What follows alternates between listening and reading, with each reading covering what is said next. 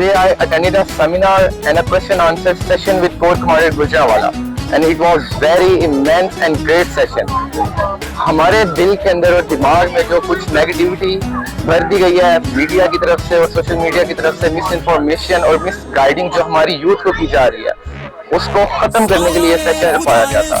And I believe and I say it with proud that after attending this seminar اور this session I feel great.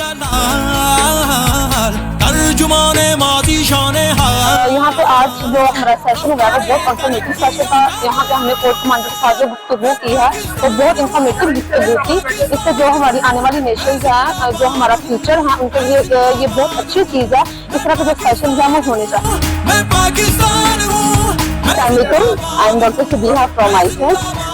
Well, it was very informative session for the students, for the faculty as well.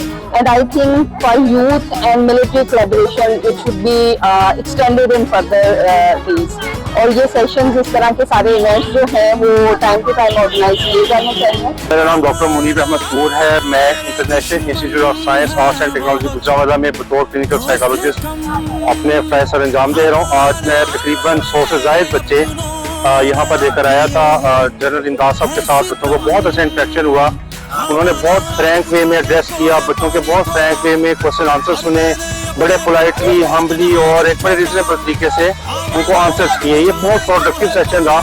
تو اس طرح کے sessions ہماری youth کے ساتھ ضرورت ہے وقت کی, اور اس طرح کے ہونے چاہیے. اور میں جنرل صاحب کا بہت شکریہ ادا کرتا ہوں کہ انہوں نے ہماری یونیورسٹی کو بھی اس چیز کا موقع دیا. Thank you. میرے سینے میں قرآن, میں خیبر میں پنجاب, میں سندھ بلوچستان, میں پاکستان.